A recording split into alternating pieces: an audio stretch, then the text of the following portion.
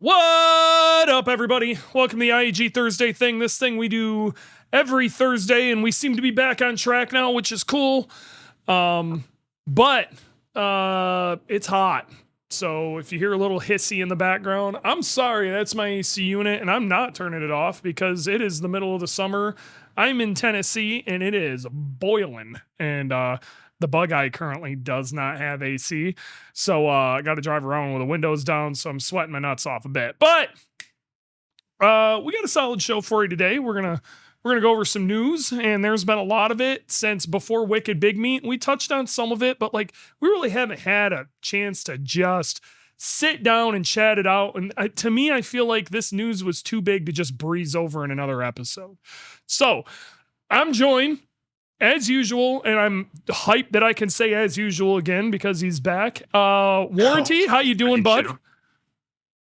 Doing good. Like I was saying, I've had a busy week at work, and I am so thoroughly looking forward to this podcast. This weekend, I got a friend visiting me from Denmark via Phoenix, and it's my mom's birthday, so I got some fun things to look forward to as well. How are you, sir? I'm tired. Okay. So like last weekend was Father's Day, and I was supposed to be relaxing, but what it ended up being was a mad dash to get my wheels and tires and suspension set up correctly on the so Saturday was basically that, getting the car ready to put the wheels and tires on. And then Sunday was actually getting the wheels and tires on and helping the Firestone I went to here in the local area do the alignment. Mm-hmm. And helping. I got to be real. I ended up because what I wanted was some fairly custom specs. If you don't tell anybody, especially down here, I just go, hey man, I want the maximum amount of camber you can get me in the rear with zero toe, and the maximum amount of camber you can get me in the front with zero toe, but I don't want you to touch the camber plates, which is what I ask for on a GD for a street car. Usually it ends up at about 2 degrees in the rear and about 1.8 or so in the front. You don't know what the hell's coming out of the other side of that, because they don't, if you say that to say like Six Star Motorsports, they understand what you're saying. Okay. We're only going to use the camber bolts, and we're going to mess with it until we get stuff right. That's all we're going to do. And they know that my coilovers are slotted, so you can get some camber out of that. Okay. But if you say that to somebody down here, it's like their mind just explodes. So to their defense, the kid there was really nice. They were really cool about me hanging out back there and kind of pointing them in the right direction. And he's just genuinely like a good dude. That the Firestone there was awesome. So nice. Like I have no complaints. I did the picture I had up on social media of my wheel tire combo. And you know what? Hold on. We're just going to say some real quick things, and then we're going to go into this, and then we'll get into the news, okay? Because I have a bit of go for it. Top tips. So first off, thank you, Jordan, for all the editing you do. Really appreciate it. I don't know what we would do without you. He's the guy in the background. Without executive producer Jordan, this wouldn't happen. And also, that's right. Thank you again to Randy. He's always last minute throwing a thumbnail together for us, and we appreciate it. Thank you. All right. Now, because I don't want to you can't forget the intro stuff, dude. All right. Can't call it Top Gear because that ain't right, but top tip. Okay. We need a really good Thursday thing top tip thing. Maybe that's what we'll just call it. The 4T Thursday thing top tip. When you get a set of wheels and tires, okay, or at least new wheels, test fit them before you mount your tires. Okay? Because if they don't fit, they're not going to take them back after you mount the tires. Okay? So, I was a moron. I got excited and had a little bit of time. I'm like, I know I can make these things fit. Brought the wheels and tires in, had them mounted up, brought them home. I'm like, I'm probably only going to need like a 10 mil spacer. No. Decograms just flat out will not clear Brembos without like a 25 mil spacer. They have such a shallow, incredibly shallow spoke that like they clear WRXs and BRZs and stuff no problem, but a Brembo is a massive problem. Okay, Dewey, what are you doing? I know better than this. So this is why I'm bringing this. So I ended up having a conversation with Koenig. I'm like, I screwed up. And they gave me a really good price on another set of wheels. And I gotta be real, I think I'm happier with the way they look even. So we ended up going with an Ultragram, which has a lot more spoke clearance. And the face versus where the spoke. What a great name for a wheel. Ultragram, yeah. It's basically the same wheel that's on Bailey's car, except this is a little bit deeper dish. So I think they look absolutely fantastic. And I think I posted a couple weeks ago that World Rally Blue BRZ with that like dark silver wheel, and I was just madly in love with it.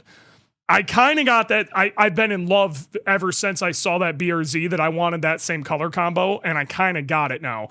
And I am in love. Well, either way, Ultragrams are on. It fit. Cleared with an 8 mil spacer. Totally fine. I can deal with that. The rear. Nice. GD chassis are such a pain in the ass. I thought I was going to have clearance because this is a plus 30, an 18 by 9.5 plus 36. Okay, so it's fairly low offset. I thought I could get away with it, not the wheel itself, the rim of the wheel not hitting the coilover.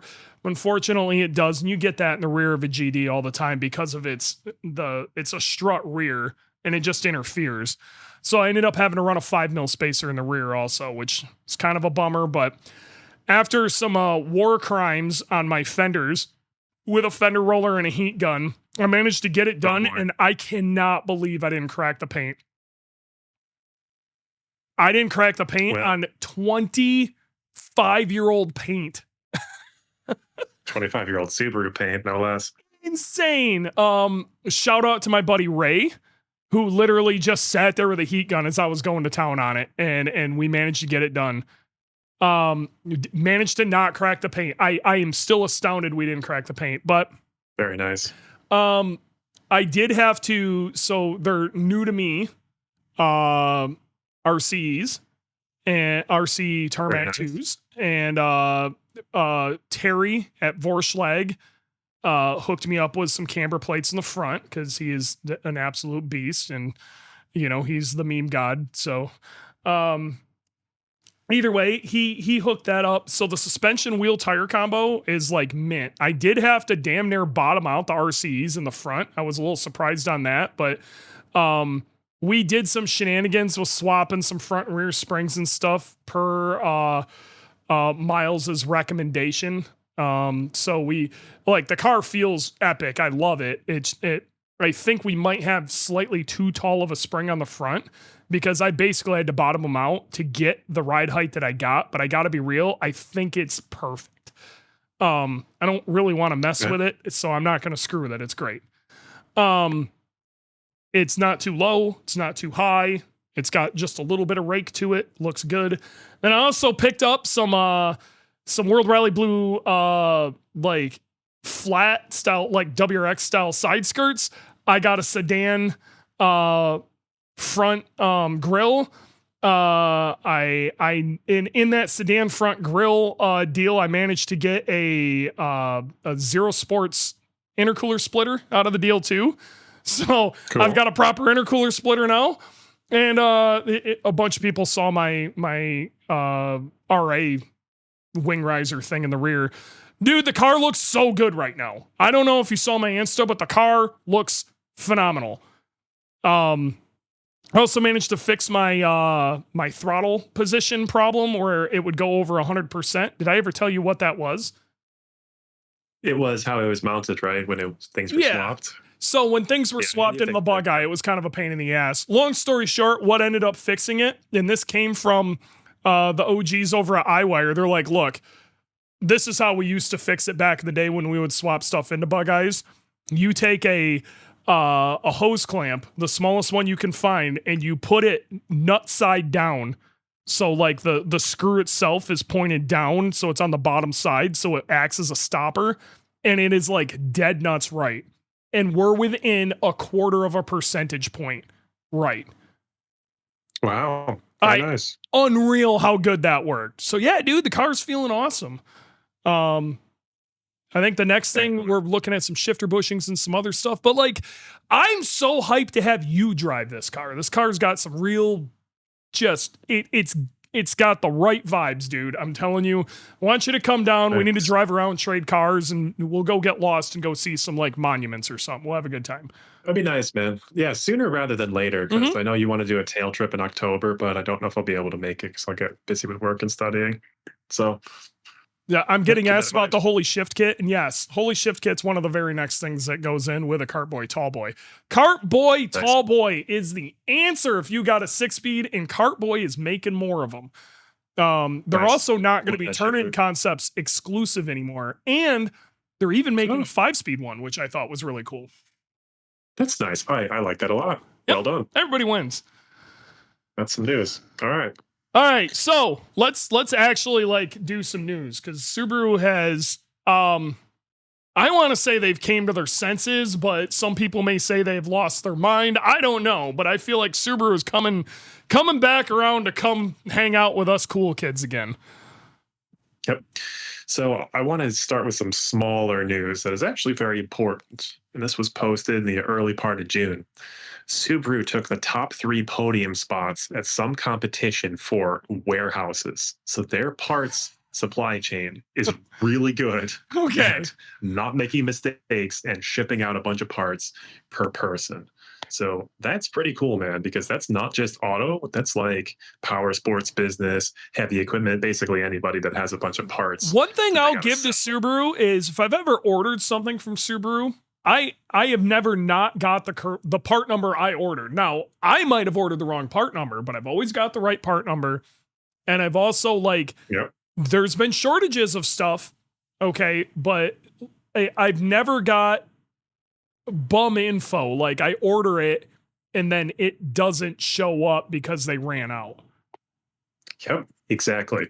So the vice president of fixed operations, which is the parts group for Subaru of America, is retiring in July after 40 years at SOA. So that is what a lifetime's worth of work looks like. Top of the industry for parts delivery.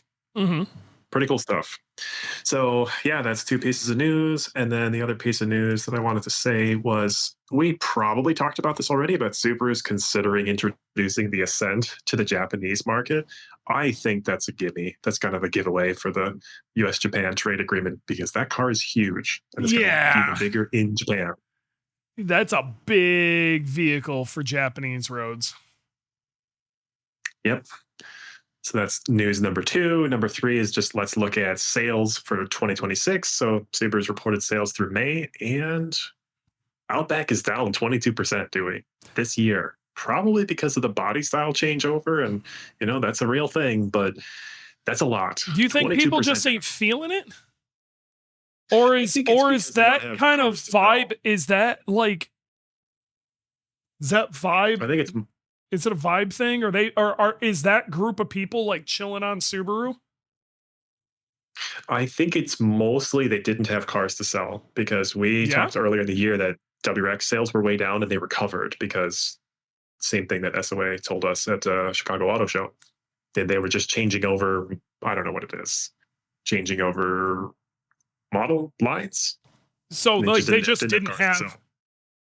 I mean, I got to be real. Yeah. The current Outback with its really flat front end, and it's huge. It is huge. It's way bigger than it probably needs to be. Yeah. I don't think it's a good. It looks like a really large Toyota. Yeah, it kind of looks like a truck when it's not. I liked it better when it was a the crossover. Outback was supposed to be a jacked up Legacy, and that's not the vibe I get out of it anymore. That's right. Now, you cannot make any excuses for this, which is through May, year to date, Subaru sales are down by 8.3% in terms of number of units. So last year, 275K. This year, about 250K. So they're down. They're selling less cars. There's a lot of reasons for that, though. I mean, Yes, that's true. I just gotta be real. Like when people are looking at cars right now, Subarus just notoriously don't get the greatest gas mileage, and gas Mhm. prices are nuts.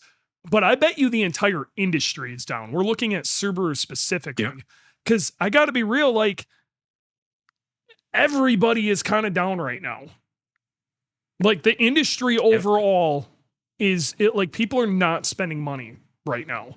Like this is, this goes deeper than just automotive or Subaru stuff. Like it's, there's a lot going on, man.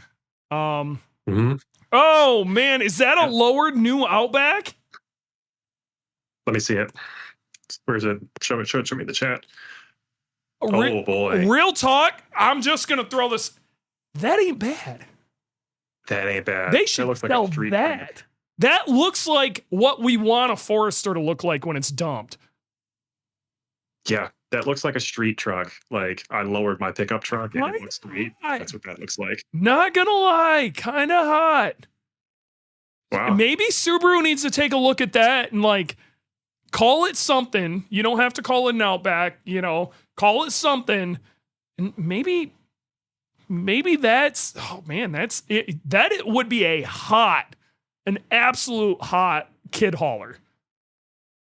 Yeah, and the body cladding, it still works. It Man. really works on it. Like, especially the silver and black with all the, the roof rails and oh man, that's kind of hot. Gold wheels. Yeah, that's nice. I like that a lot. Oh man, I'm not mad about that. So Mm. now the big piece of news.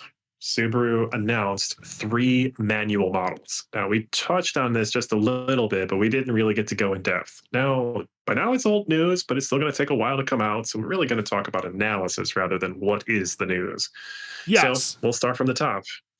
WRX with a TY85 transmission, which is the STI. that is the strong STI botch. transmission. Okay, now Yep. this is a WRX with that casing. That doesn't necessarily mean DCCD or front diffs, but it does mean most likely that it's going to be I'm thinking it's going to be like a legacy spec B trans, which will be really strong. Okay. So it aims to revive Subaru's WRX. So the current WRX, the VB, is the best WRX that's ever been out, and yet it needs to be revived. So I don't know, man. I could see it being I like. I think best WRX is a bit of a stretch, but I think it's a quality vehicle with some small flaws, and I think this is a massive step forward. I will go as far as to say that. I think one of the problems you have with these cars from an enthusiast standpoint is even with a basic Cobb tune, you make more torque than that trans is happy with. It just Yep. immediately makes boatloads of torque. This is going to help that immensely. You know what I thought was really funny though? I don't know if you did you listen to the Flatirons podcast when we were talking about it? Because Art from Overtake. some of it, but not all of it. Okay, Art was having a conversation about this, and in the kind of the press release thing when they were talking about this, they were talking about how most of the company thought that the ability to cast new housings and everything, all of that was lost. Hmm. Okay, they thought there was no way to do it anymore, and then all of a sudden they found a way to do it. But there was a huge part of the company who thought that was just dead. Like there was no ability to make new STI transmissions or STI based transmissions. Okay. So I think it's interesting. This is where I think there has been some pretty massive communication problems. Massive communication problems and or maybe some flat out lies being told for people to, steer the company in ways they thought. Just saying, because Okay. that is wild to me that like there was a pretty like within the company a large portion of them were under the belief that the reason you couldn't get those transmissions or they weren't being put into anything anymore is the casting was lost to the sands of time. Yeah. But I mean, I don't know much about manufacturing, much of anything, but that's the thing. Tooling does not last forever. So if somebody It's tells you it true. can't be done, if it's an engineer telling you it cannot be done, if it's somebody in finance, somebody in management, Now, okay, different so story. there's the flip side of this, and like molds wear out and stuff like that, right? Right. My brother, Joey, for years worked for this small welding shop, and his job was basically repairing molds for large corporations. Yeah. A lot of what he did was Yeah. GM, he did some Acura stuff, whatever. So I know those molds can be repaired. Okay. And they can just keep Mhm. pumping parts.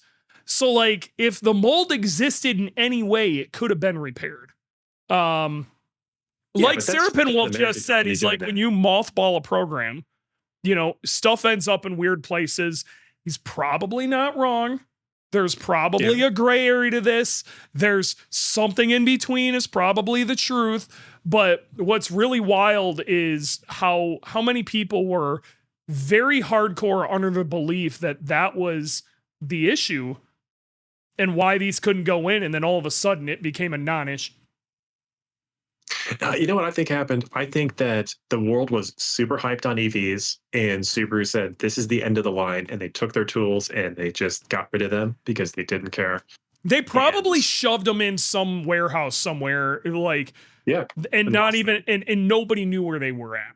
And then somebody they went really digging for it, and they're like, "Hey, that guy you fired like 3 years ago, I still know him. He Right. might know." And then Yeah. they found it. Yeah, I believe that. So, do I now? So your vote is it is a WRX, not an STI, with the strong transmission but no DCCD. So make it like an in betweener car. I think That's it's your going to vote. be essentially a Spec B style trans. It won't have DCCD, probably won't have a anything. It'll probably have an open front diff. Okay, but it's going to be Okay. a significantly stronger trans, and that's going to change the equation of what you can do with your WRX. Because if you have that new Okay. trans, I think you're going to see a flood of people trading their WRXs in. Okay. I think that will happen Mhm. if this transmission comes out. A bunch of people will trade their cars. And I think that if it doesn't have DCCD and limited slip diffs, that is long term, it is an insult to Subaru and the I WRX don't branding agree. because You that's know a what half I measure. believe they should do? I What's believe up? all of their manual transmissions outside of the BRZ should just be that trans. Why wouldn't you? Okay. So Yeah, I yeah, agree with that. get rid of the one that doesn't work, only have the one that does. Okay. That's emission. That's emissions, though. That's well, we don't have emissions in America anymore, so I guess they can do that. You could But put whatever gearing you want in it. No, don't get me wrong. I will say that a equally geared 5-speed or split case versus a 6-speed, you're going to get a little less drivetrain loss on it, okay? right. Just due to the fact that like the main shafts are bigger, there's a little it's going to chew a little more. But with that stated, if you were to Mm, do away all manual transmissions, anything with a split case, the 5+1 or the 5-speed, all that's all gone. Only use the STI based trans now, the TY85. That's it. And then they only yeah. have Okay. one they have Okay. to deal with one type of clutch. That makes sense. And us from an enthusiast standpoint, we're hyped. Yeah. Do you think that makes it more likely for an STI with LSDs and DCCD to come back, though? Oh no, I think it's just as easy because then you have one transmission, and then they can do shit with that trans. They can throw, STI diffs in it. They can add DCD. All that stuff will still exist. That just bolts in. That's easy stuff. The Okay. center diff is not actually a part of the like where all your gears and shit are. You just slap that right onto the end. Oh, okay. Okay. All right. So You have convinced me that you've changed my mind. I thought it was going to be a neutral to bad thing. I'm actually hyped. All I right, think cool. everybody should be hyped about that because that split case trans should have been dead in. I'll let them slide and say it should have been dead in '08. The second Okay. they put a Yep. 2.5 liter in that car in a WRX, which is plenty capable of snapping a 5-speed with next just honestly even stock, but they would have saved themselves warranty claims to no end. I They agree. had the ability 100% to agree. fix it, and they didn't. Yeah. Tooling costs a lot of money, and Subaru doesn't have infinite money because they are ultimately a tiny car company. Which So is why, but they already built this thing, so they had it. That's what I'm trying to get at. They should have just, instead of having two separate manual transmissions, the BRZ doesn't count because it's its own thing. Two separate manual transmissions for the all-wheel. They should have just went to one, which was the good one. No, I agree, but it's not that easy from a supply chain perspective, and I bet that 5-speed was way cheaper. I Cheaper. bet there was actually some licensing stuff behind this. Oh, okay. Go And on. I'm wondering if maybe that licensing stuff no longer is a problem. I like that. Okay. Because I gotta be real, Subaru didn't design that trans. No. No way. It came from like what, Porsche or something? I don't remember. It is Getrag derived. Okay. So, yeah, I think that's all we need to say. Like, I would love to know the true story of this, but Maybe one day hell a week. freeze over. I just want to throw this out there because I feel like I'm starting to find out interesting people are listening to this podcast at times. I would love to have an insider from Subaru come on and clear up some of this stuff. I can't confirm nor deny and plead the fifth all you want, but it would be a really good time. So the invitation is always open. Nowadays, man, there's so much information available on the internet that I feel like radical transparency is more common than it used to be. Sure. Like, just tell us, okay, we couldn't do this because licensing issues. Stock price is probably not going to go down. Yeah, not going to get sued. I don't think anybody's going to care. Yeah, do the best you can. Okay, and yeah, the hindsight is, you paid a ton in warranty claims, but not anymore. So, fingers crossed. All right, I want to talk about car number 2 because I drive a BRZ. I gotta be real. Subaru. I'm hyped about this for a couple of reasons. So you say the news, and then I'm gonna spew. Okay. So, second manual model that's announced is a Subaru BRZ complete car based on the STI Sport Type RA, which was announced back in November of 2025. Now, I picked this up. This is the RA, which is the record attempt. This is from Motor Week. And it's basically a BRZ TS that's even more upfitted. So what did they say? It's limited to 100 RAs or 300 RAs, Japan model only. And pistons and connecting rods are improved. Flywheel is lighter. Clutch and crankshaft is 80% reduction in rotational balance. It's got a wing on it. It's got auto blip downshift and flat foot shifting and a really nice looking carbon swan neck wing. So to me, I don't know how in America I'd call it like an S series. S209 was what the last. Yeah, STI it'd be an SB09. Yeah, something like that. Yeah. B209. I would even go so far as to call this an actual STI model that is worthy of the STI badge in America and not just a TS. I'm wondering if we're going to get this. Now, with that stated, here's what this could go one of two ways. One, I'm really worried this is going to be the swan song for the BRZ. Okay. Kind of like the S209 was like, this is the last thing we're doing with the STI, so we're going to go out with a bang. Okay.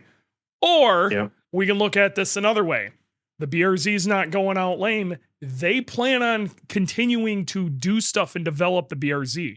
The fact that they're even like acknowledging the BRZ's existence, I thought was interesting because we haven't heard shit out of Subaru about a BRZ other than like, this is a new yellow edition, like they have not done really anything new. And then they felt it was a big enough thing to throw this in these 3 cars, which I think is Yes. huge. I think Subaru, I got to be real. I'm really worried because Toyota it's already a fairly low volume vehicle. Okay. And now that Yes. Toyota is stepping out of this, they've already stated they're moving off from this chassis for the next, GR86-ish vehicle that they want to do. Right. That there's not going to be enough volume for Subaru to continue building these. And Yeah. it doesn't really fit into their lineup. It just doesn't. I'm sorry. It sucks because I love that car with a passion, but it Yeah. doesn't I fit in agree. their lineup. I was not seeing a path forward for this at all. And I felt they were just going to quietly let it die. The fact that they're showing off something new with it, I think that's really exciting. And it's also telling of the new Subaru that we're dealing with right now. I Adam, hold agree with you. on, record scratch. I have still yet to drive a BRZ. Adam, what the hell? Just stop right now. Like literally hop on the internet and go, hey man, I want to drive a BRZ. Go test drive one right now. Stop listening to this. Get off the internet. Yeah. Go drive a BRZ right now. I met a really good friend because he just posted on a Facebook group, "Hey, can I drive a BRZ?" And now he's one of my very good friends, and he works in insurance. So lucky There you me. go. Yeah, do it. It's such a great car. But It- yeah, it doesn't fit. It's a small 2-door rear wheel drive only car. Sports So, car. yeah, totally And agree. it's got a huge portion of that car also doesn't fit within Subaru's current like production. Okay. The engine's a little bit weird. Okay. The trans is definitely weird. The rear Yeah. diff is not normal. The like suspension arms and stuff are like backwards and weird. Like they're the chassis itself isn't really shared with anything else. It's its own thing. Yeah. So it's not Yeah. cheap for that car to exist within Subaru's ecosystem. Yep, they sell between Subaru and Toyota. It's about 10,000 per year. So Subaru is about 3 or 4,000. That cannot survive on its own. It just can't. So, do we think it's gonna come to America? Yeah, I think it's gonna be like it was for the S209. This is it. This is the best copy we will ever make. It'll be limited edition. It'll be $60,000, and then that's it. It's discontinued. Do you think it's really going to be 60? Yeah, I do. I think it'll be whatever the S209 was back then, because the BRZ now is what the STI used to cost back then. There's probably some truth to that. I hate thinking of a BRZ that's $60,000 though. You know, what's the worst part about that is I would probably go out and buy that car, because after the BRZ, I don't know what I would buy. I refuse to buy a WRX because I'm getting older now and it's kind of a boy racer car. But more importantly, the STI is discontinued, and I think that's wrong. The STI is so much different, so much better than an already outstanding WRX. So, oh man, I don't know what I would do. I guess I could go buy like a sports car, like a Supra or a Corvette, but then I give up some practicality. So You give up Story, practicality, and I got to be real. The things that you like about the BRZ, you wouldn't get out of those cars. exactly, yeah. So I you're probably just going to drive a BRZ into the dirt, which is okay.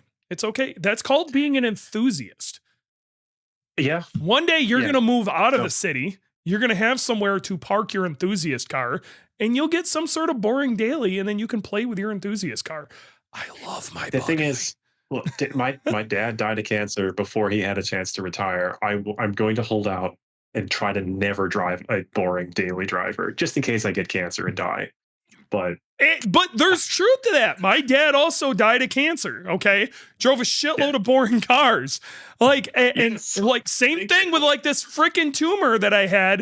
At any point, you could just die. Do you want to die Yes. only having driven a Camry your whole life? no, That absolutely not. dude, And the BRZ is far from perfect, and I don't care. I just love driving it so much. it doesn't. nothing is perfect. Like Nothing is perfect. Exactly. the closest thing I've ever driven to perfect was a Boxster S. Okay, like it was really damn good, but even then, I'm still going suspension and wheels at least, you know. And in some cases, man, if I've got to work on this thing, it's going to be real expensive, and I can't really touch anything on it. Like Yep. there was some great things about it, but like Yep. nothing is I can't wait perfect. till I cannot wait till my Apex wheels come in. They're the 2 replacement wheels from the pothole damage are back ordered into August still. I Ouch. cannot wait for them to come in.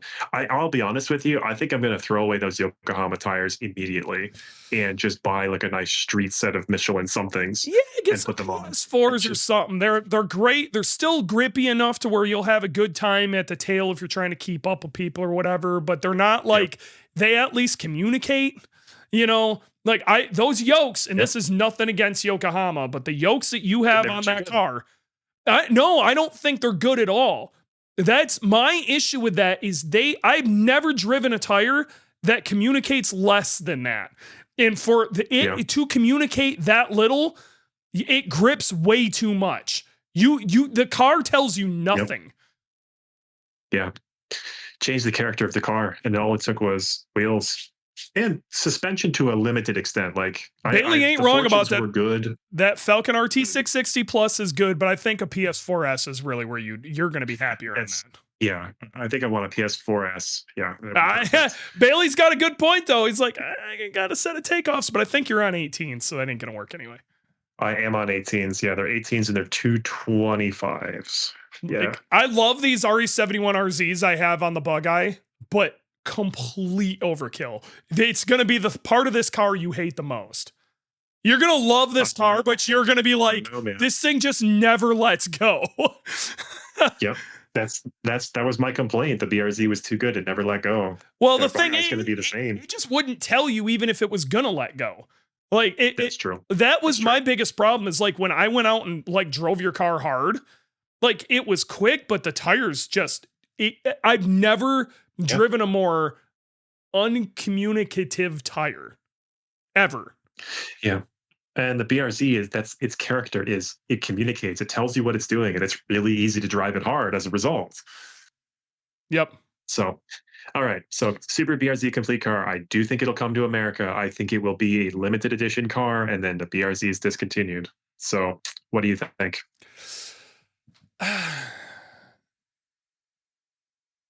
I'm scared, man.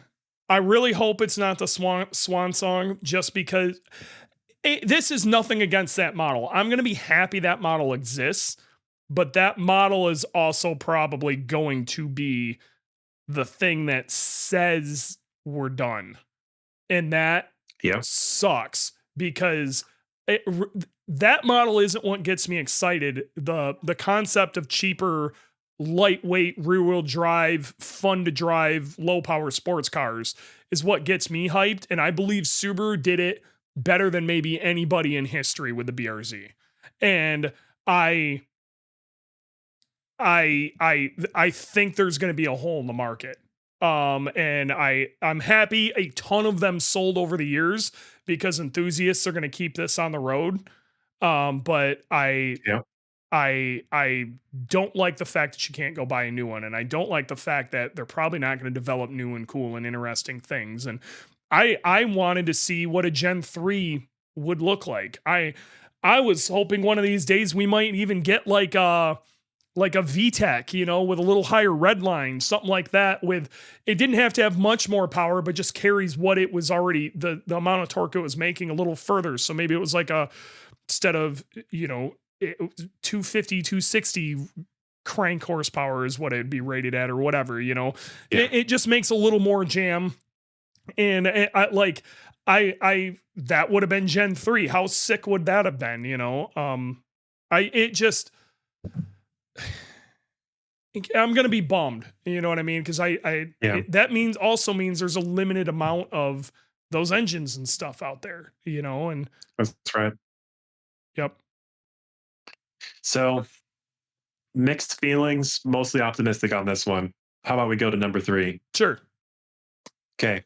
5-door hatchback. So the translation says we are currently developing a production version of the Performance B STI concept that was shown at Japan Mobility Show 2025.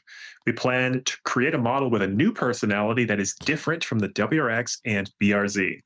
So right out the gate, I think it'll be a Gravel Express. I don't think it'll be a WRX hatchback. Uh-oh, what happened to my thing? I agree and disagree.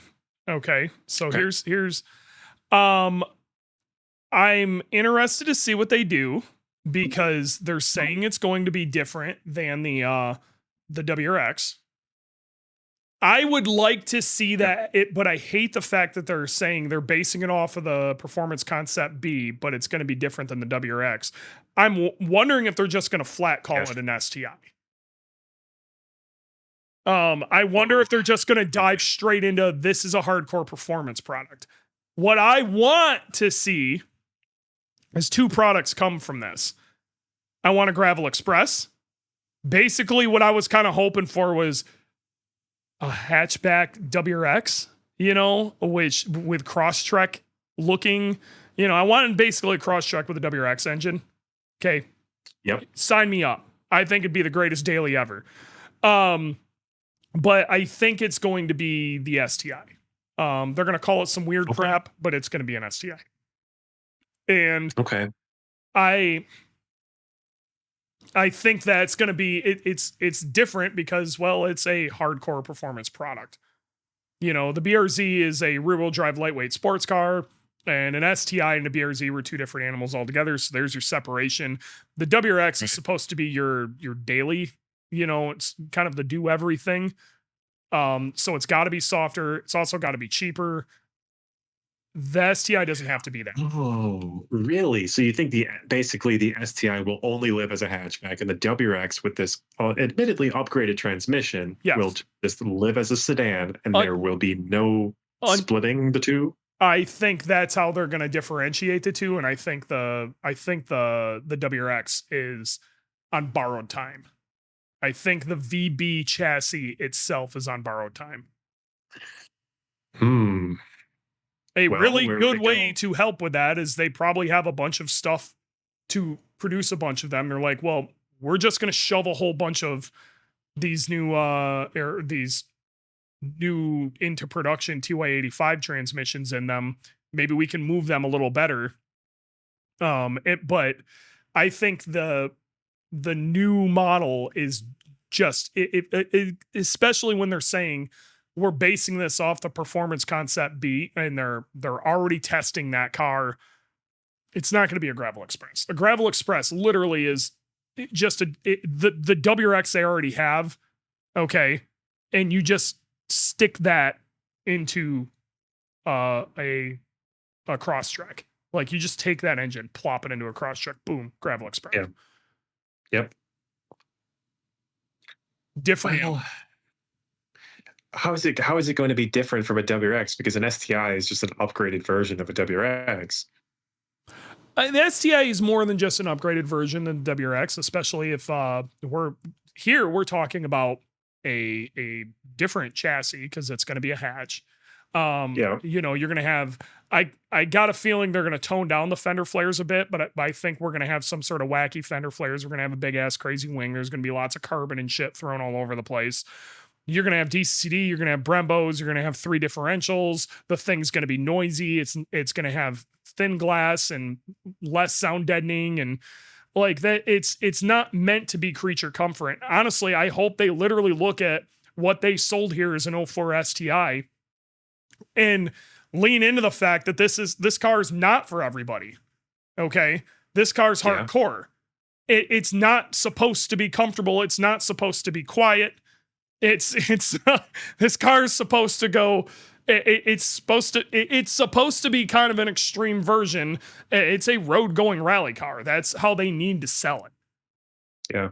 It's going to have hardcore summer only tires.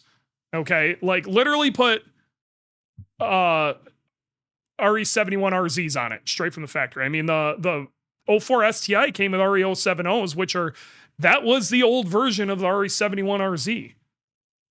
So like Jeez, that's that's crazy. how hardcore these were.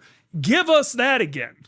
Okay? Solid mountain differentials like dude, even like take what Cartboy is doing with their solid shifter linkage and put that straight in from the factory. Make it that not even an option. That just is what it is. Shit's gonna rattle. It's gonna make tons of crazy noises. This car ain't for everybody. And it shouldn't be, because that's what's actually gonna sell it.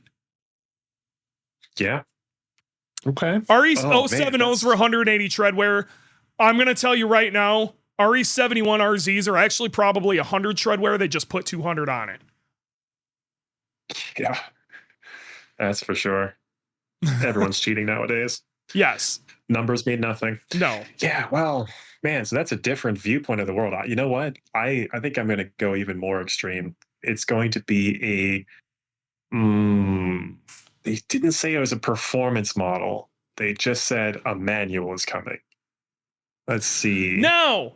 Well, again, they said it was based on the Performance Concept B. That's why I'm leaning that way.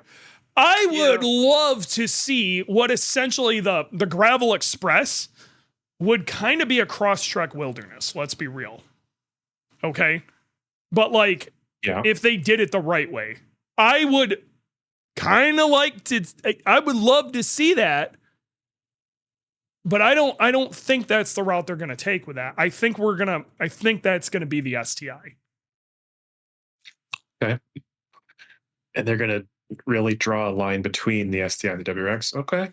They kind of already did. I mean, if you think of the VA, don't get me wrong, the cars look similar. Okay. You could, but like drivetrain wise, it couldn't be any more different. Yeah. They were different engines, different transmissions, like different brakes. Like it was a different car. I do think it probably confused people who were like, I can't afford the STI. That's $10,000. That's a lot more. I'm just going to buy the WRX. And they might have been disappointed. Like, maybe, but they did sell a lot of WRXs. Yeah, but that era of WRX, like the VB now, is, I think of it as a more high performance car that stands on its own in a way that WRX in the VA generation wasn't. I agree with that. Like the VA WRX was like a great daily driver, but like it's not exactly a performance car. It's kind of just like a turbo Honda Civic with all-wheel drive. Like, what are you really buying? Versus, so here's one thing I'm kind of worried about. What I don't want to see is Subaru half-ass a release, meaning they give us basically a hatchback, non-wide body, basic bitch WRX kind of thing, which would be kind of Gravel Express-y, but like they need to, if they're going to do Gravel Express, they need to go all in on, like, it's kind of got some off-road capability. Okay. If they just release this and say it's got a different personality or whatever, and what it is a hatchback WRX, and they use that as a litmus test for, if this works, we'll bring an STI, that ain't a good play, because a ton of people now have the Performance Concept B in their brain and they're going, where's the STI? I'm waiting. Yeah, I agree. Japan is known for slow walking decisions. So I really hope they don't make any half measures. America doesn't like that. No, but one thing I will say is this is going back to, we're not talking about the same Subaru of, dude, even like 2008. Okay. Where they were still making an STI and a really crummy ass WRX at that point, and you know, Outbacks and whatever. The leadership at Subaru is drastically different right now, especially Subaru of America. And I think the communication between Japan and the United States, even though it's a Japanese company, they realize we're the biggest market now. And they're heavily catering towards us now. And it is the communication is drastically different, and it's being ran by enthusiasts. This is the thing I cannot stress enough. When the president of Subaru of America, okay, is doing the autocross at Wicked Big Meat, Yeah. This is not the same Subaru. This isn't some guy trying to go to a Subaru enthusiast event and cram the RS down our throat. Like this is some sort of enthusiast release, and we should be excited about it. Okay. Yeah. This guy would have been in the crowd booing just like the rest of us were. Yeah. And this is Japan. This is not, or was it America? Was it SOA? President of SOA? This is president of SOA. Okay, but he's from Japan, which is its own thing. Very Japanese. Yes. From the mothership. Yeah. Okay. So the other thing that we're finding kind of interesting, and Adam is saying this, and I guess he's noticed this too. He's starting to see World Rally merch show up in like Subaru gear, like their stores. Really? No, I missed this one. Tell me more. So basically, like it looks kind of like throwback gear, but you know it. And again, us OG enthusiasts love that stuff, and I love it, and I think they should do more of that stuff. I'm hyped about it, but I also like I don't believe that they do anything without thinking about it, and there's no way these aren't little tests to see if people still care. And it sounds like 2027's WRC rule set is. I'm starting to wonder if Subaru's gearing up, or maybe they started pushing the FIA towards we'd like to come back, but you need to tweak the rules. And I'm telling you, man, we're not dealing with the same Subaru here. They want to relive the 90s. Don't we all? But they're like, if you guys ain't coming with us, we're doing it. You know, and it could be Subaru that kicks off the revival. We might be about to hit the second golden age, dude.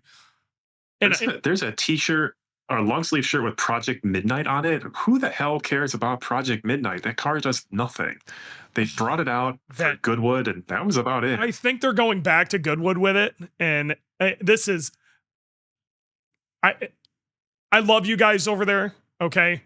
And I've had some conversations with some folks at Vermont Sports Car that were fairly high up in this, but I got to be real. Yeah. This is no offense. I think that car is amazing at what you do, and Project Midnight needs to do something, and it needs to do something in front of a large amount of people. And again, this is nothing against that Velocity event thing that's over on the West Coast, but that ain't it. Never heard of it, Dewey. Didn't even hear about it. That ain't it. Okay. But they're almost 30,000 asses physically at Grid Life Midwest. And that car would have been so freaking fast there. You guys would have won overall without even trying. And you would have, that's how you win hearts and minds. You put it in front of people. Okay. Physically do it in front of people. Not at these weird events. Okay? Do it in front of people. Do it when there's real pressure. We want to see this. We, the community, and that car would be great for it. Come be Darth Vader. Be that. You guys are a big company comparatively to, like, you know, you guys, it would be a factory bet coming in is how it would be looked at. You guys go in there and dominate. Be Darth Vader. It'd be sick. And I'm telling you, I think people would be losing their shit. I'm just saying. Yeah, I agree. Isn't Project Midnight going to compete in World Time Attack? No. What you saw was Global Time Attack, because I'm pretty sure that's who kind of sanctioned Velocity Invitational. Yeah. Yep. So they ran that big. Yeah. But that Velocity event, like, it's basically a bunch of YouTubers show up to this, like, kind of thing. You know, there's not a ton of people there. It's really more, to me, it strikes me as more of a content creation thing than it is like proper competition. Okay. I cannot stress this enough, guys. I love everything you guys are doing over at Vermont. Okay. And this is no bash on what you've created, what you've accomplished in the past. But the fact that you guys, honestly, at this point, it's starting to feel like you're dodging grid life is insane. Like, contact me on the side. Let's talk it out. I will keep it 100% confidential.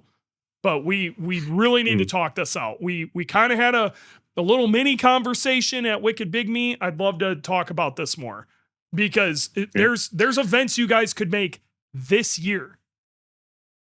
We're going to be right in your backyard in New York in less than a month.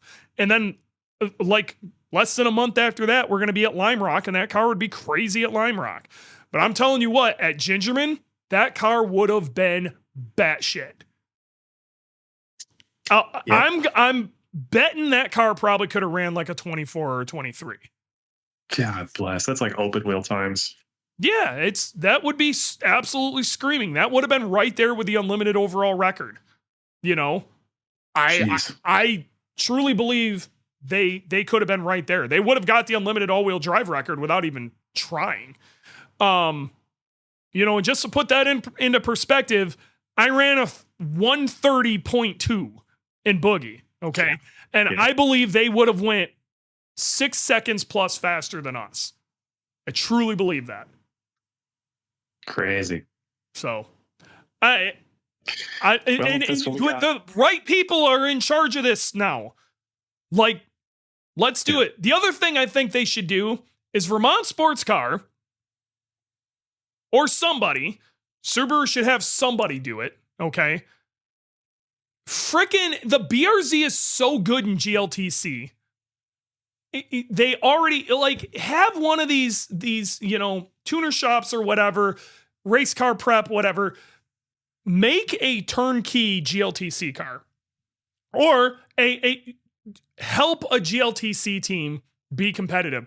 That car doesn't need hardly anything. Andy Smedegard has proven you can take that basic chassis, do basic things to it. You put an animal in the driver's seat and you can win Midwest Fest. Yep. Let's do it. Oh, I'd like that. Subaru helping out just the grassroots, including in GLTC. Big fan of that. Yeah. So that's what we got. Any other news on your side? Because I'm clean out. That was the last one. There was. Hold on. I'm actually surprised you didn't say something about this. Hold on.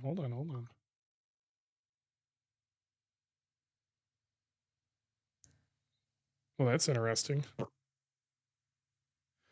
Subaru makes the 2026 Uncharted 7 inches shorter than the Solterra. I'm wondering if they're doing that for cafe standards now that it's changed a little bit. They don't need to make it that big. Where was the thing they were talking about EVs? I missed that one. Damn. Subaru delays in-house EV production after $362 million charge in tariffs. Tariffs and fuel up crazy. Basically, the EV no longer makes any sense. So it's been delayed. Subaru's I think we talked about it on a prior episode, but Subaru's profits went down 90%, and a big part of that was tariffs, and another big part of that was canceling or writing down their EV program.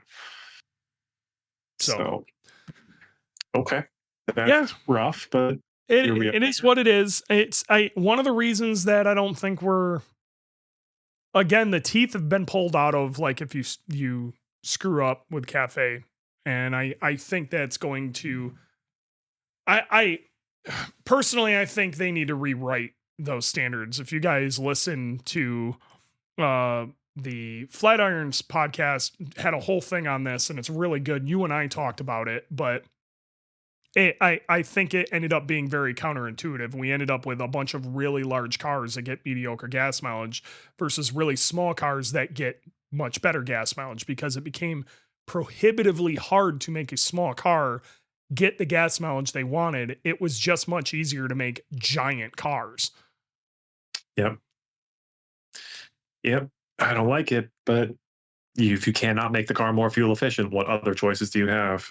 Yep. So it is, I think the whole cafe standard concept needs to be rethought.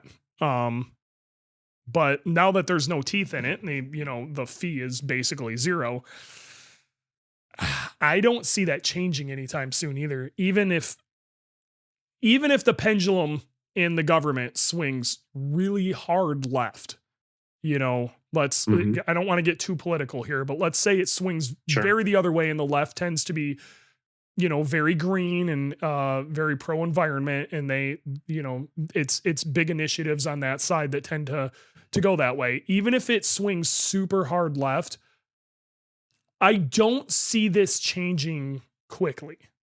I don't see like them just snapping their fingers and that going back to the way it was. I don't. Yeah, I agree. Some of that is they have way too much other stuff to deal with right now. And the other side of that is I think maybe there needs to be new thought put into that. I don't know. To me, I also believe that again, this is why I like motorsports and things like this. Okay. Cause you develop new and interesting, innovative techniques. The brightest minds come from areas where people are doing things. Okay.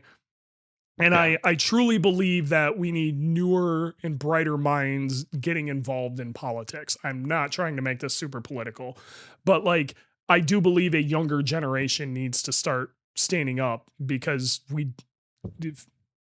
and having these conversations and thinking about stuff and talking about stuff. And Yeah. I don't know. Yeah, you and I have been talking about this for a long time, and it has Yeah. nothing to do with who's the president. No, that's Totally not. agree. It's literally just it doesn't matter if it's left or right. It's Mhm. we have a bunch of people who are wildly disconnected from the way things actually work, and I think everybody across all spectrums of politics will agree that they would like to see new blood on both sides, because nobody's talking anymore, and a lot of things that get passed, or none of it makes sense to your common person or even just anybody. Yeah. So So, do you have any other news? Otherwise, we can go to the chat for a little bit and I mean, I'm let it go. gonna hang out in the chat a little bit. Okay. So, I just Scott's really got a comment. freaking love my bug eye. Love my bug eye.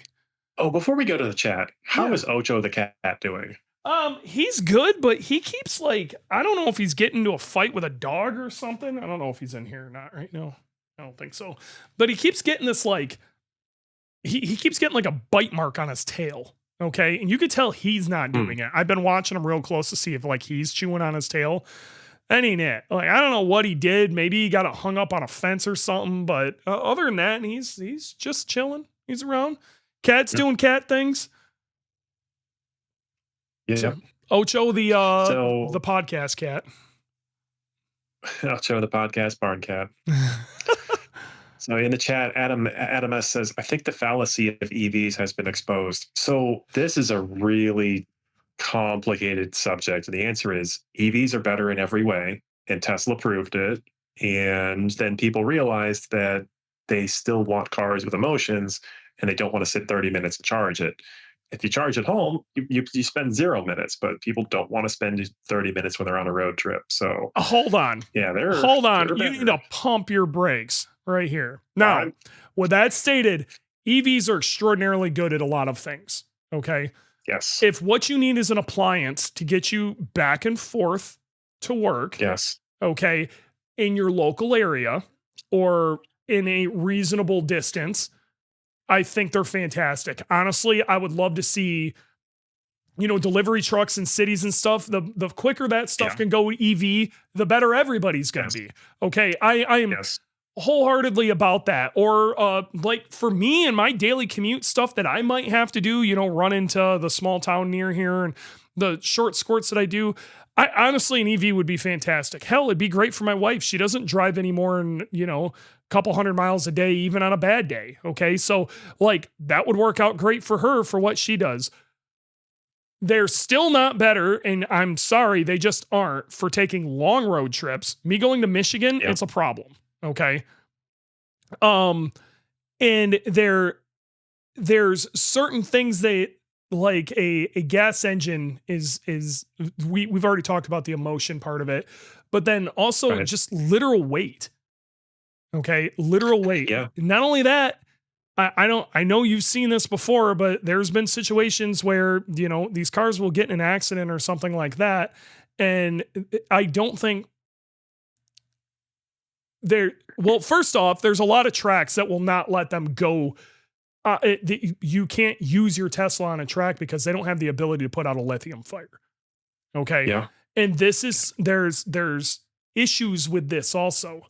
Okay. I'm not saying that all EVs have their place, but I'm not willing to say they're just better across the board. Now, I'm not saying that they don't do some things phenomenal. I don't want to, in the correct application, I don't think anything can touch them.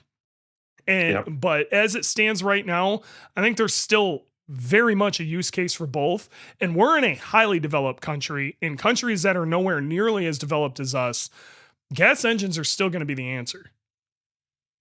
And in countries that are more developed than America, EVs are the answer. Can be. So, especially if we're talking like, let's say the UK, where like 200 miles will put you damn near anywhere in the UK.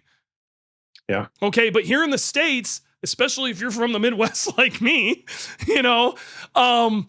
like anything short of 8 hours, 10 hours, you're driving it. Okay. You don't fly for anything. Now, the East Coast and the way people act on the East Coast, where anything over like an hour and a half, they're talking about getting a flight. Like, sure. Like, hey, man, EVs make a ton of sense. But also, one of the things that EVs do better because it's a lot easier to implement is self-driving. And I got to be real, a lot of people could really. We really benefit from that. Really benefit from some self-driving. So Adam S. His reply was, I was talking about how emissions are great during ownership of EVs, but the carbon footprint is huge on the manufacturing and the disposal side of batteries. So I think that's true. I have read both sides of the argument. I don't have any new information for you, man. This is a Subaru podcast. I also think that there's been a lot of development in like lithium recycling. Okay. So I don't think that footprint, it might be pretty bad right now, but we're only like a couple of small developments and some infrastructure of that drastically going down. Exactly. But the last headline that I read, the last study headline that I read was it is still lower because the emissions are so low during the ownership of the vehicle that it pays for itself for the higher manufacturing. Some of it is it's just different. And we also have we kind of have an infrastructure set up to reuse, recycle, repurpose like older gas engines. We just don't have that quite set up yet for an EV. And Jeremy Bailey also put in there, Subaru's EV is hot garbage. It absolutely is. It was designed 100% to offset CAFE standards. It's Toyota's made that very obvious. It was both of them used, it was just a co-branded thing. And it wasn't good. It was something they had to put on the lot so they could make the stuff they wanted to make. Yeah, and that's a problem. Like, I get the reasons for, emissions regulations and all of that, but you need to make rules that make sense, and that is very hard to do. Designing good public policy is a hard thing to do, even if you're not elected and you're just a hired, expert. So, what else we got? All right, ask your questions now. Otherwise, I got a bike ride in front of me to go home. Oh, look at I'm you. in the office today. Dude, you know what's awesome? What's awesome doing? Driving a Bug-Eye. It's great. I bet. Does it have a working airbag? Like, 25-year-old cars, I assume it's just like everything doesn't work. Like, did you have seatbelts back then? Did you Yeah, have airbags back then? ain't that old. It does have a airbag in it. The driver's airbag, since everything has been swapped to an '04 STI, and it is a bug eye steering wheel. I don't think it's connected correctly right now, which Oh, great. not the end of well, I have the '04 STI steering wheel and I'm rewrapping it. Okay, so Okay. when that goes back in, I'll also gain cruise control and stuff back. But right now, I don't have that. But I got to be real, and you and I are so tall. The airbag was not designed for people our size. It just wasn't. These vehicles, an airbag is not one size fits all. It just isn't. Yeah, I agree. So, and Adam also brought up, and he's probably right, it probably has a defective Takata airbag. So maybe I don't want that airbag blowing up in my face because it's just going to Yeah. explode and fire shards of shit into me. Yeah. All right. That's all I got. We got no more questions in the chat, do we? Yep.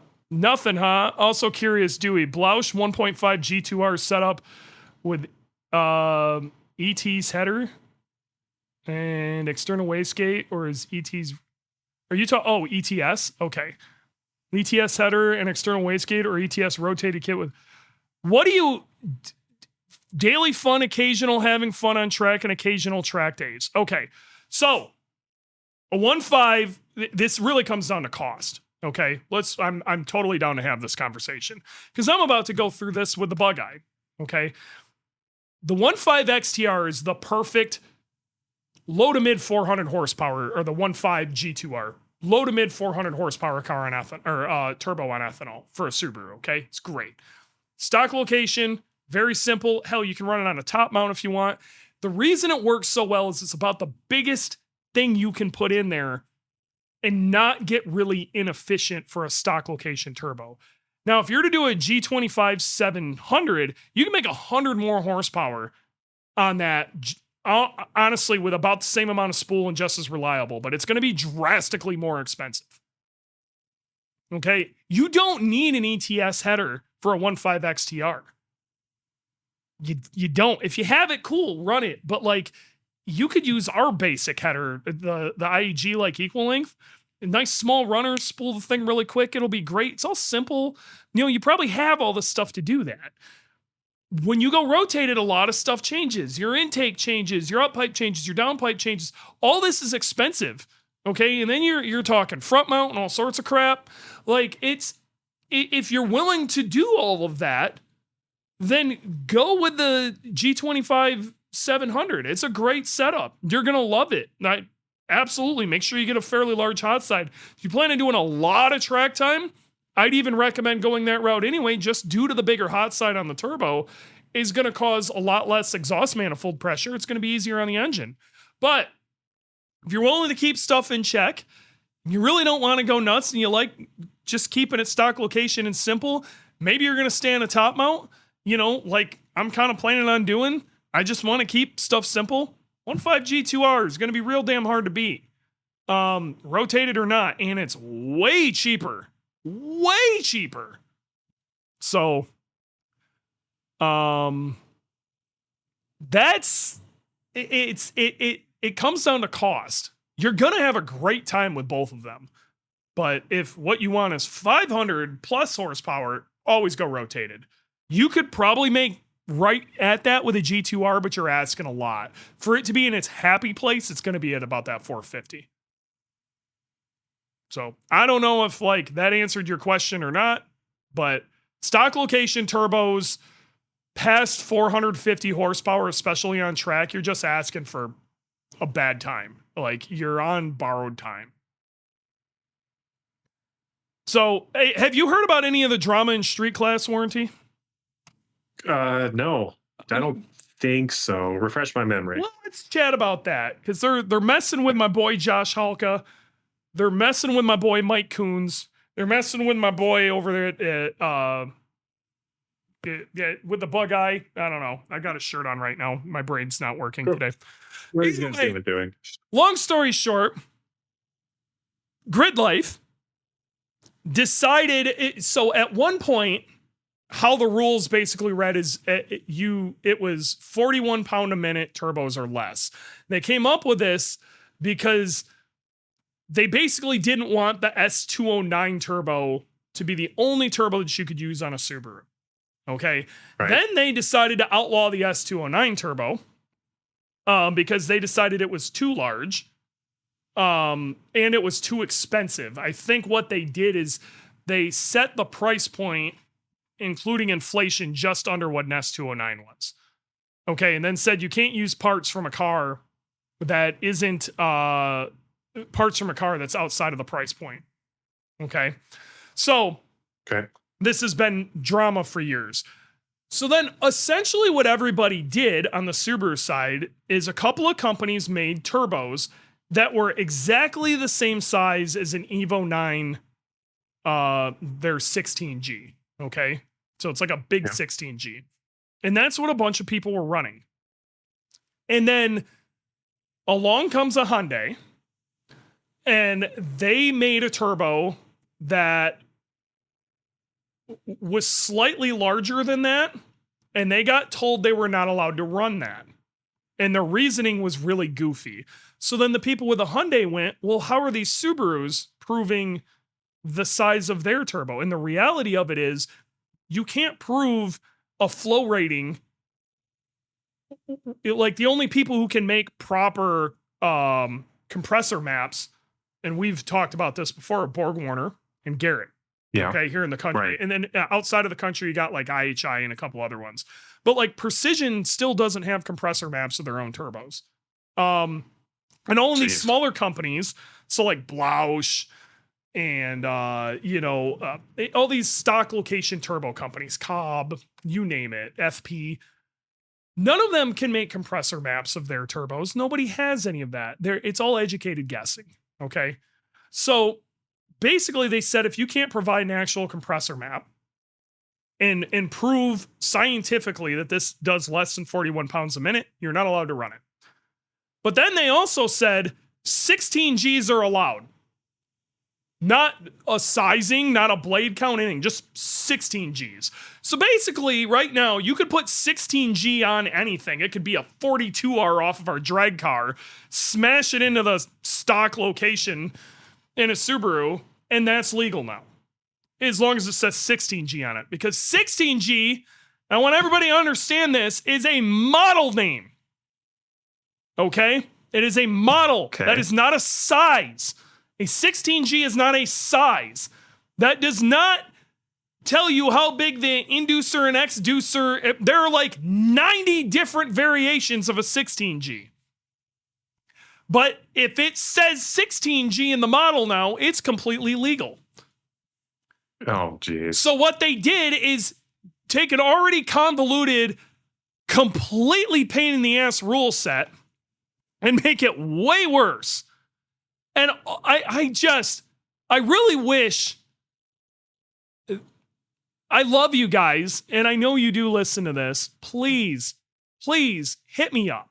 This is going to be a ton easier. But long story short, the easiest way for you guys to police this is you need an inducer and exducer size and a blade count. Don't go over this many blades. Okay, which is probably going to be, I want to say a 16G, a 6-blade. It's pretty simple, okay? Very easy to see because you can stick a bore scope down anybody's inlet and take a look at the turbo. And if it looks shenanigans, it's shenanigans, okay? Then have them pull it apart and measure it. But if it doesn't, it's pretty easy to see, okay? So, you just inducer and exducer size. And then don't even bother with trying to figure out hot side because the main factor is going to be inducer and exducer size of the compressor side. And then leave it at that.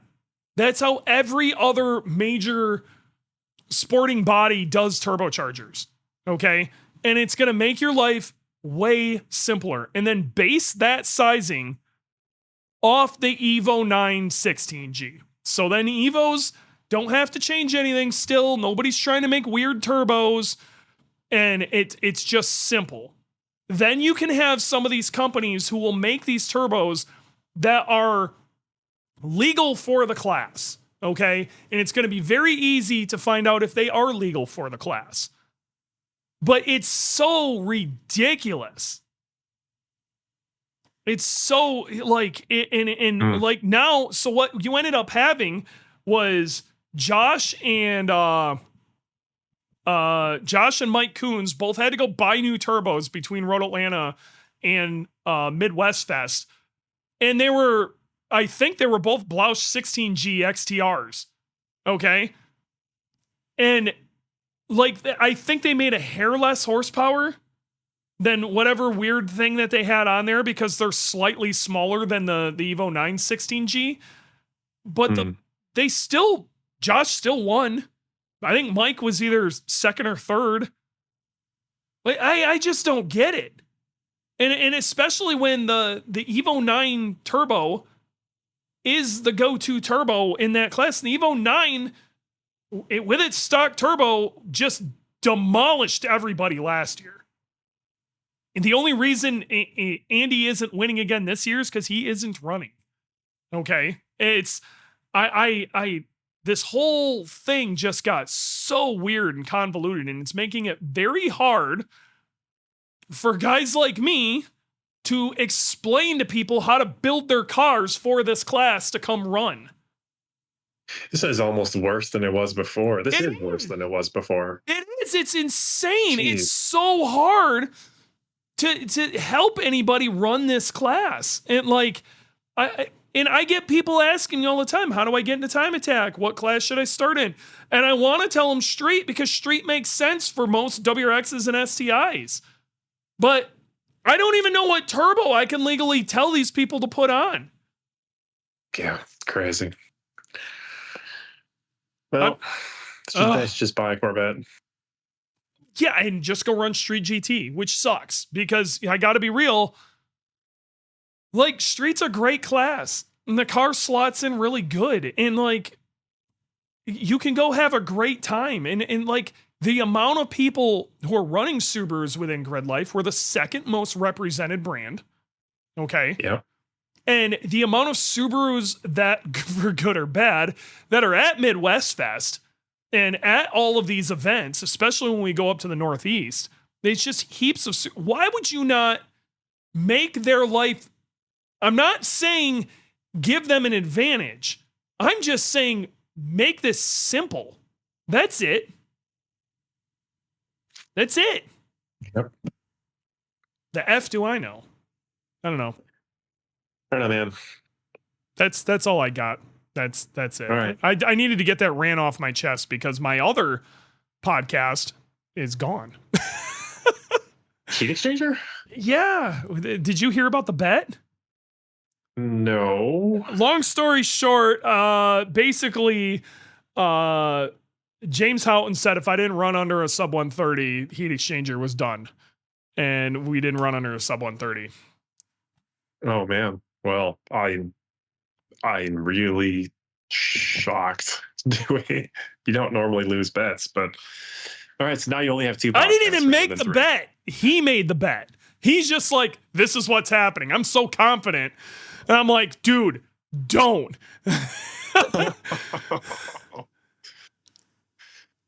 All right. Well, that's all I got for today. All right. Yeah. So enjoy your bike ride home. And yeah, it's been real. It's been fun. It's been real fun. And we'll see you guys next time. Later.